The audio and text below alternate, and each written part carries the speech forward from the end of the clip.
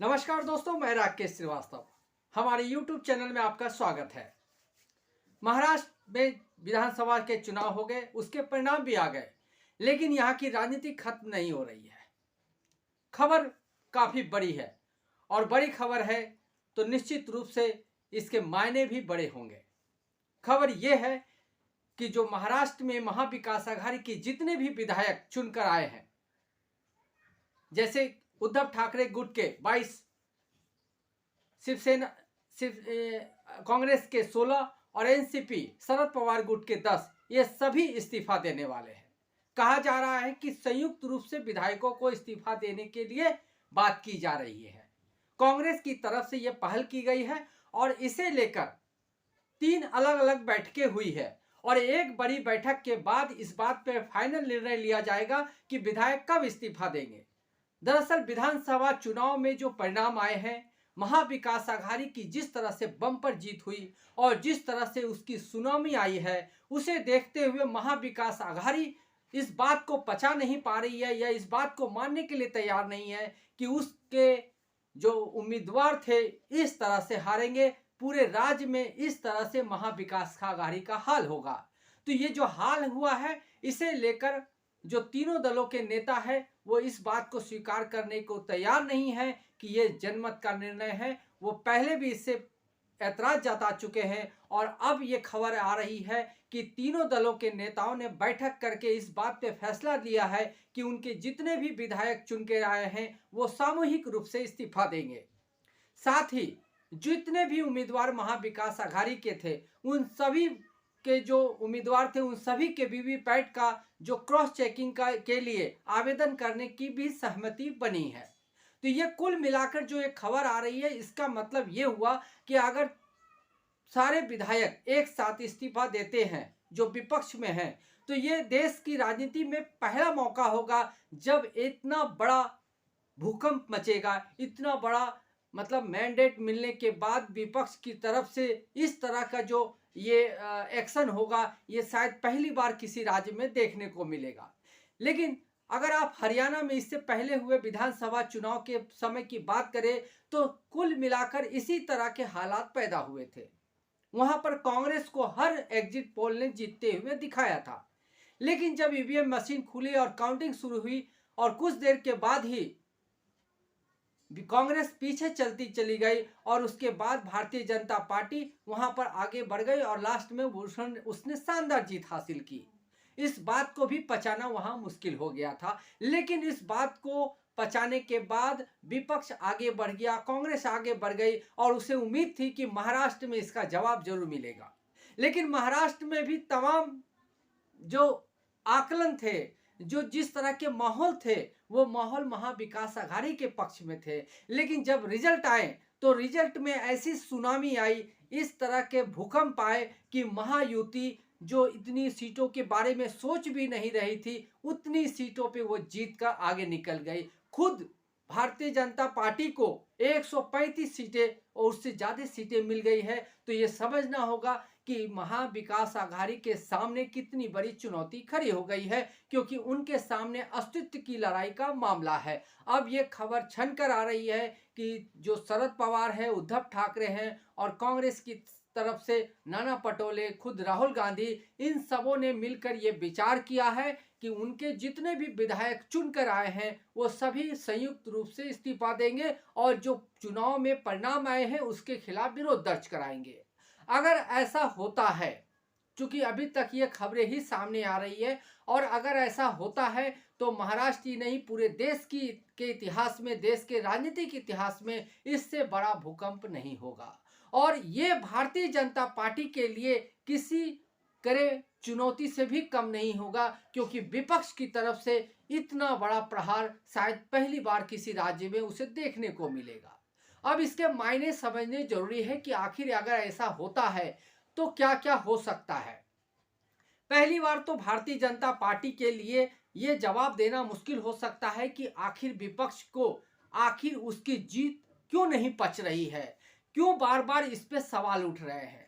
दरअसल जब से चुनाव हुए हैं और काउंटिंग हुई है, मशीनों को लेकर, जो ईवीएम मशीन है उसमें जो सेटिंग है उसको लेकर कई तरह के सवाल उठ रहे हैं। चुनाव के दौरान इस बात के भी सवाल उठे थे कि लगातार लोगों के बीच पैसे बांटे जा रहे, 10-10 हजार रुपए के पैकेट बांटे गए।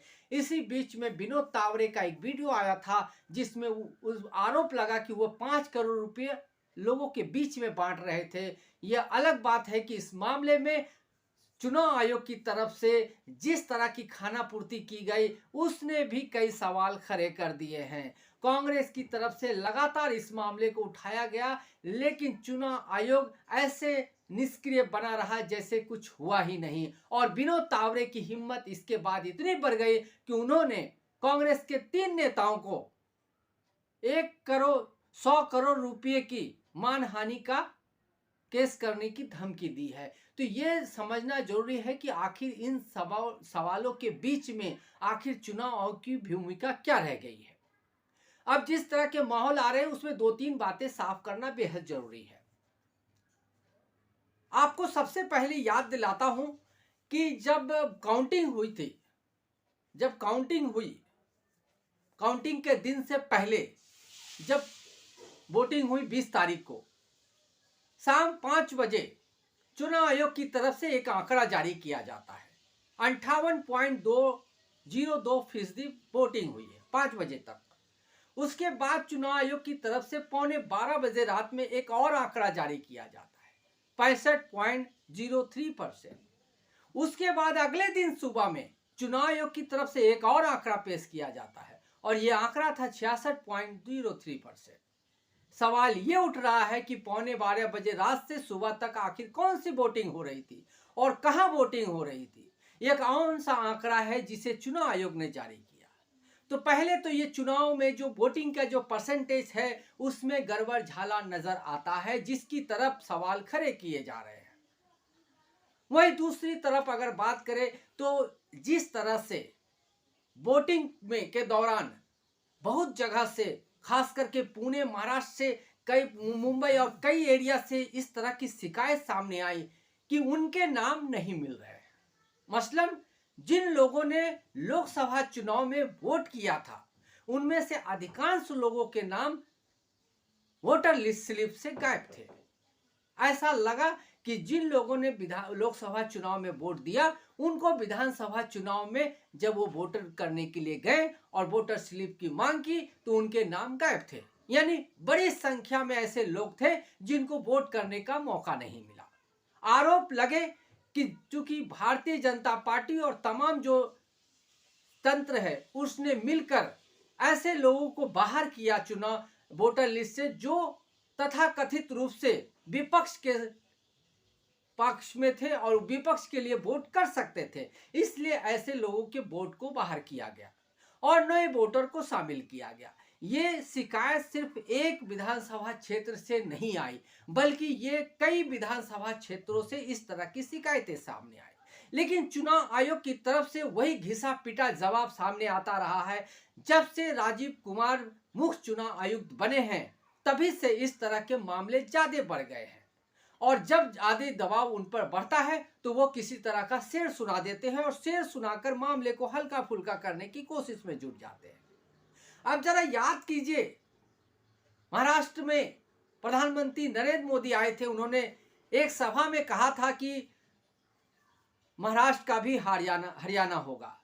आखिर वो किस तरह से इस तरह के दावे कर रहे थे जबकि उनके इसी सभा में हजारों की संख्या में कुर्सियां खाली पड़ी हुई थी, लोग उन्हें सुनने को तैयार नहीं थे, लेकिन वो दावे कर रहे थे कि महाराष्ट्र का हरियाणा होगा। तो कैसे होगा हरियाणा? क्या इसी तरह से हरियाणा होगा? और हरियाणा हो भी गया। हरियाणा से बड़ा गेम हो गया। हम गेम नहीं कह सकते हैं, लेकिन जिस तरह के सवाल खड़े हो रहे हैं उन सवालों का जवाब चुनाव आयोग के पास होना चाहिए।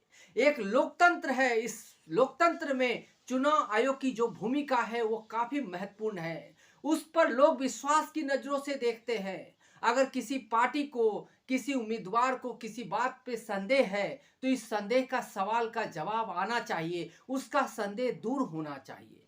लेकिन यहाँ एक उम्मीदवार की नहीं बल्कि कई कई पार्टियों के उम्मीदवार और पूरी पार्टी ही संदेह में है, चुनाव आयोग की भूमिका को लेकर संदेह में है।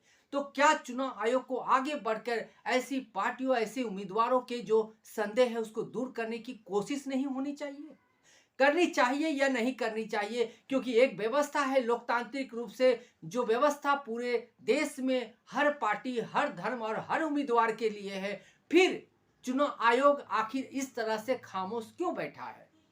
क्यों हर जगह से ये सवाल आ रहे हैं? जब भी वोटिंग होती है कुछ न कुछ बड़े सवाल सामने आते हैं और इस बार बड़ी संख्या में वोटरों के नाम काटे जाने के सवाल सामने आए।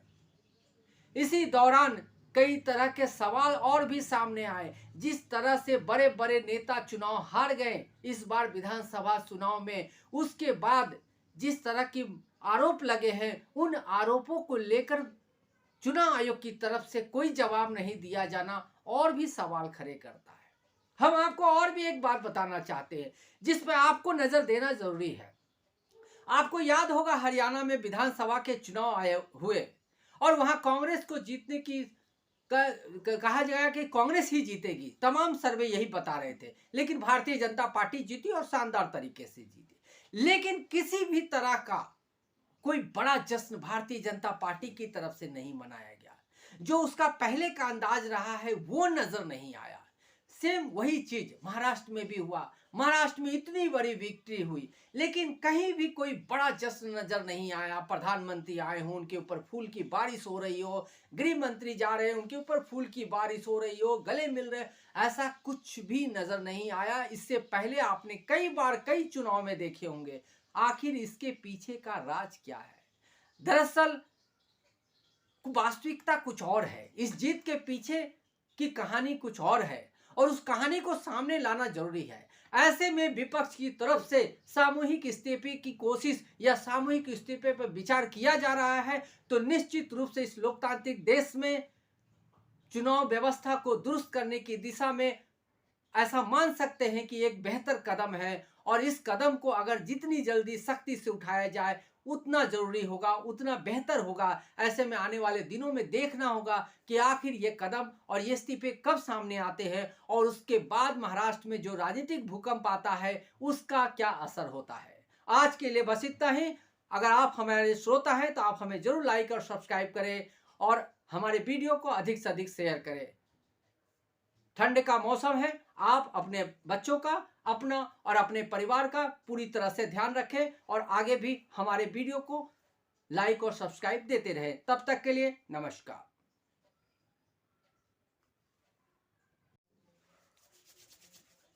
नमस्कार दोस्तों, मैं राकेश श्रीवास्तव। हमारे YouTube चैनल में आपका स्वागत है।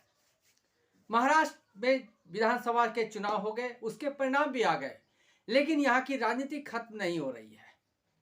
खबर काफी बड़ी है और बड़ी खबर है तो निश्चित रूप से इसके मायने भी बड़े होंगे। खबर यह है कि जो महाराष्ट्र में महाविकास आघाड़ी के जितने भी विधायक चुनकर आए हैं, जैसे उद्धव ठाकरे गुट के 22, शिवसेना कांग्रेस के 16 और एनसीपी शरद पवार गुट के 10, ये सभी इस्तीफा देने वाले हैं। कहा जा रहा है कि संयुक्त रूप से विधायकों को इस्तीफा देने के लिए बात की जा रही है। कांग्रेस की तरफ से यह पहल की गई है और इसे लेकर 3 अलग अलग बैठकें हुई है और एक बड़ी बैठक के बाद इस बात पर फाइनल निर्णय लिया जाएगा कि विधायक कब इस्तीफा देंगे।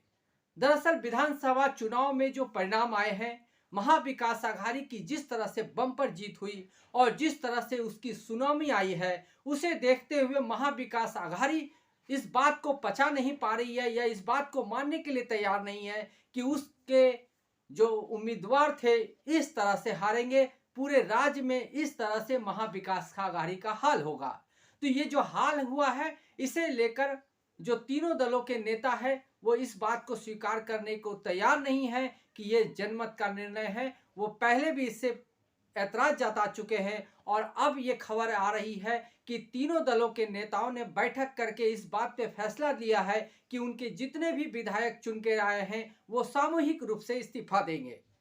साथ ही जितने भी उम्मीदवार महाविकास आघाड़ी के थे उन सभी के जो उम्मीदवार थे उन सभी के वीवीपैट का जो क्रॉस चेकिंग के लिए आवेदन करने की भी सहमति बनी है। तो ये कुल मिलाकर जो एक खबर आ रही है इसका मतलब ये हुआ कि अगर सारे विधायक एक साथ इस्तीफा देते हैं जो विपक्ष में हैं, तो ये देश की राजनीति में पहला मौका होगा जब इतना बड़ा भूकंप मचेगा, इतना बड़ा मतलब मैंडेट मिलने के बाद विपक्ष की तरफ से इस तरह का जो ये एक्शन होगा, ये शायद पहली बार किसी राज्य में देखने को मिलेगा। लेकिन अगर आप हरियाणा में इससे पहले हुए विधानसभा चुनाव के समय की बात करें, तो कुल मिलाकर इसी तरह के हालात पैदा हुए थे। वहां पर कांग्रेस को हर एग्जिट पोल ने जीतते हुए दिखाया था, लेकिन जब ईवीएम मशीन खुली और काउंटिंग शुरू हुई और कुछ देर के बाद ही कांग्रेस पीछे चलती चली गई और उसके बाद भारतीय जनता पार्टी वहां पर आगे बढ़ गई और लास्ट में उसने शानदार जीत हासिल की। इस बात को भी पचाना वहां मुश्किल हो गया था, लेकिन इस बात को पचाने के बाद विपक्ष आगे बढ़ गया, कांग्रेस आगे बढ़ गई और उसे उम्मीद थी कि महाराष्ट्र में इसका जवाब जरूर मिलेगा। लेकिन महाराष्ट्र में भी तमाम जो आकलन थे, जो जिस तरह के माहौल थे, वो माहौल महाविकास आघाड़ी के पक्ष में थे। लेकिन जब रिजल्ट आए तो रिजल्ट में ऐसी सुनामी आई, इस तरह के भूकंप आए कि महायुति जो इतनी सीटों के बारे में सोच भी नहीं रही थी, उतनी सीटों पे वो जीत कर आगे निकल गई। खुद भारतीय जनता पार्टी को 135 सीटें और उससे ज्यादा सीटें मिल गई है। तो ये समझना होगा कि महाविकास आघाड़ी के सामने कितनी बड़ी चुनौती खड़ी हो गई है, क्योंकि उनके सामने अस्तित्व की लड़ाई का मामला है। अब ये खबर छन कर आ रही है कि जो शरद पवार है, उद्धव ठाकरे हैं और कांग्रेस की तरफ से नाना पटोले, खुद राहुल गांधी, इन सबों ने मिलकर ये विचार किया है कि उनके जितने भी विधायक चुनकर आए हैं वो सभी संयुक्त रूप से इस्तीफा देंगे और जो चुनाव में परिणाम आए हैं उसके खिलाफ विरोध दर्ज कराएंगे। अगर ऐसा होता है, चूंकि अभी तक ये खबरें ही सामने आ रही है, और अगर ऐसा होता है तो महाराष्ट्र ही नहीं पूरे देश के इतिहास में, देश के राजनीतिक इतिहास में इससे बड़ा भूकंप नहीं होगा। और ये भारतीय जनता पार्टी के लिए किसी करे चुनौती से भी कम नहीं होगा, क्योंकि विपक्ष की तरफ से इतना बड़ा प्रहार शायद पहली बार किसी राज्य में उसे देखने को मिलेगा। अब इसके मायने समझने जरूरी है कि आखिर अगर ऐसा होता है तो क्या क्या हो सकता है। पहली बार तो भारतीय जनता पार्टी के लिए यह जवाब देना मुश्किल हो सकता है कि आखिर विपक्ष को आखिर उसकी जीत क्यों नहीं पच रही है, क्यों बार बार इस पे सवाल उठ रहे हैं। दरअसल जब से चुनाव हुए हैं और काउंटिंग हुई है, मशीनों को लेकर, जो ईवीएम मशीन है उसमें जो सेटिंग है उसको लेकर कई तरह के सवाल उठ रहे हैं। चुनाव के दौरान इस बात के भी सवाल उठे थे कि लगातार लोगों के बीच पैसे बांटे जा रहे, 10-10 हजार रुपए के पैकेट बांटे गए। इसी बीच में विनोद तावरे का एक वीडियो आया था जिसमें उस आरोप लगा कि वो 5 करोड़ रुपए लोगों के बीच में बांट रहे थे। यह अलग बात है कि इस मामले में चुनाव आयोग की तरफ से जिस तरह की खानापूर्ति की गई उसने भी कई सवाल खड़े कर दिए हैं। कांग्रेस की तरफ से लगातार इस मामले को उठाया गया, लेकिन चुनाव आयोग ऐसे निष्क्रिय बना रहा जैसे कुछ हुआ ही नहीं। और विनोद तावरे की हिम्मत इसके बाद इतनी बढ़ गई कि उन्होंने कांग्रेस के 3 नेताओं को 100 करोड़ रुपए की मानहानि का केस करने की धमकी दी है। तो ये समझना जरूरी है कि आखिर इन सवालों के बीच में आखिर चुनाव आयोग की भूमिका क्या रह गई है। अब जिस तरह के माहौल आ रहे हैं उसमें 2-3 बातें साफ करना बेहद जरूरी है। आपको सबसे पहले याद दिलाता हूं कि जब काउंटिंग हुई थी, जब काउंटिंग हुई, काउंटिंग के दिन से पहले जब वोटिंग हुई 20 तारीख को शाम 5 बजे चुनाव आयोग की तरफ से एक आंकड़ा जारी किया जाता है। 58.202% वोटिंग हुई है 5 बजे तक। उसके बाद चुनाव आयोग की तरफ से 11:15 बजे रात में एक और आंकड़ा जारी किया जाता है 65.03%। उसके बाद अगले दिन सुबह में चुनाव आयोग की तरफ से एक और आंकड़ा पेश किया जाता है और यह आंकड़ा था 66.03%। सवाल ये उठ रहा है कि 11:15 बजे रात से सुबह तक आखिर कौन सी वोटिंग हो रही थी और कहां वोटिंग हो रही थी। एक कौन सा आंकड़ा है जिसे चुनाव आयोग ने जारी किया। तो पहले तो ये चुनाव में जो वोटिंग का जो परसेंटेज है उसमें गड़बड़ झाला नजर आता है, जिसकी तरफ सवाल खड़े किए जा रहे हैं। वहीं दूसरी तरफ अगर बात करें तो जिस तरह से वोटिंग में के दौरान बहुत जगह से, खास करके पुणे महाराष्ट्र से, कई मुंबई और कई एरिया से इस तरह की शिकायत सामने आई कि उनके नाम नहीं मिल रहे हैं। मसलन जिन लोगों ने लोकसभा चुनाव में वोट किया था उनमें से अधिकांश लोगों के नाम वोटर लिस्ट स्लिप से गायब थे। ऐसा लगा कि जिन लोगों ने लोकसभा चुनाव में वोट दिया उनको विधानसभा चुनाव में जब वो वोटर करने के लिए गए और वोटर स्लिप की मांग की तो उनके नाम गायब थे। यानी बड़ी संख्या में ऐसे लोग थे जिनको वोट करने का मौका नहीं मिला। आरोप लगे कि चूंकि भारतीय जनता पार्टी और तमाम जो तंत्र है उसने मिलकर ऐसे लोगों को बाहर किया चुनाव वोटर लिस्ट से जो तथाकथित रूप से विपक्ष के पक्ष में थे और विपक्ष के लिए वोट कर सकते थे, इसलिए ऐसे लोगों के वोट को बाहर किया गया और नए वोटर को शामिल किया गया। ये शिकायत सिर्फ एक विधानसभा क्षेत्र से नहीं आई बल्कि ये कई विधानसभा क्षेत्रों से इस तरह की शिकायतें सामने आई। लेकिन चुनाव आयोग की तरफ से वही घिसा पिटा जवाब सामने आता रहा है। जब से राजीव कुमार मुख्य चुनाव आयुक्त बने हैं तभी से इस तरह के मामले ज्यादा बढ़ गए हैं और जब ज्यादा दबाव उन पर बढ़ता है तो वो किसी तरह का शेर सुना देते हैं और शेर सुनाकर मामले को हल्का फुल्का करने की कोशिश में जुट जाते हैं। अब जरा याद कीजिए, महाराष्ट्र में प्रधानमंत्री नरेंद्र मोदी आए थे। उन्होंने एक सभा में कहा था कि महाराष्ट्र का भी हरियाणा होगा।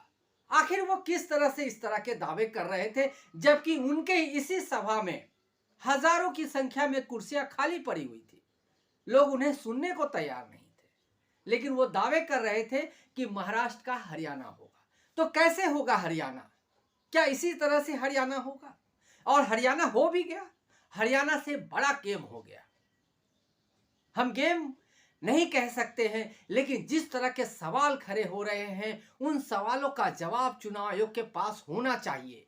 एक लोकतंत्र है, इस लोकतंत्र में चुनाव आयोग की जो भूमिका है वो काफी महत्वपूर्ण है। उस पर लोग विश्वास की नजरों से देखते हैं। अगर किसी पार्टी को, किसी उम्मीदवार को किसी बात पे संदेह है तो इस संदेह का सवाल का जवाब आना चाहिए, उसका संदेह दूर होना चाहिए। लेकिन यहाँ एक उम्मीदवार की नहीं बल्कि कई कई पार्टियों के उम्मीदवार और पूरी पार्टी ही संदेह में है, चुनाव आयोग की भूमिका को लेकर संदेह में है। तो क्या चुनाव आयोग को आगे बढ़कर ऐसी पार्टियों, ऐसे उम्मीदवारों के जो संदेह है उसको दूर करने की कोशिश नहीं होनी चाहिए? करनी चाहिए या नहीं करनी चाहिए? क्योंकि एक व्यवस्था है लोकतांत्रिक रूप से, जो व्यवस्था पूरे देश में हर पार्टी, हर धर्म और हर उम्मीदवार के लिए है। फिर चुनाव आयोग आखिर इस तरह से खामोश क्यों बैठा है?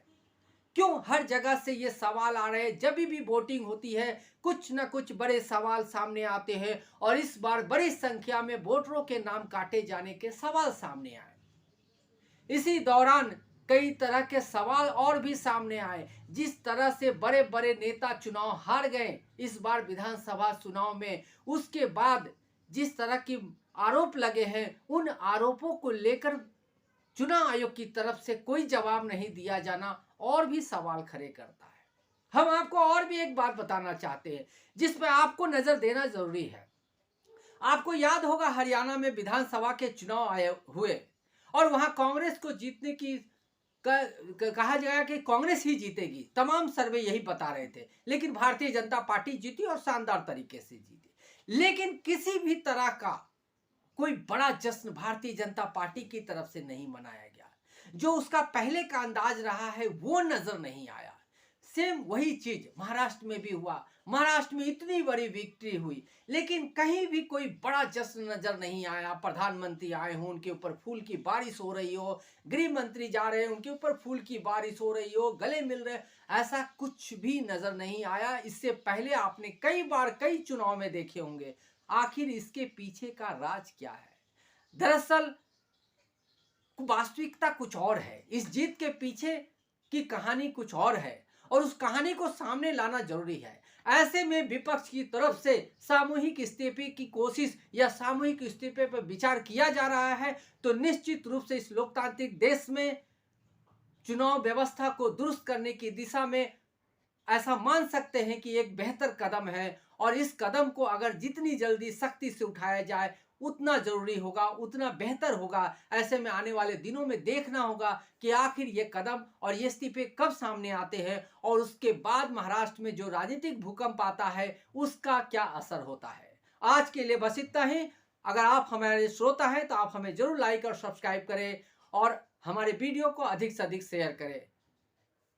ठंड का मौसम है, आप अपने बच्चों का, अपना और अपने परिवार का पूरी तरह से ध्यान रखें और आगे भी हमारे वीडियो को लाइक और सब्सक्राइब देते रहें। तब तक के लिए नमस्कार।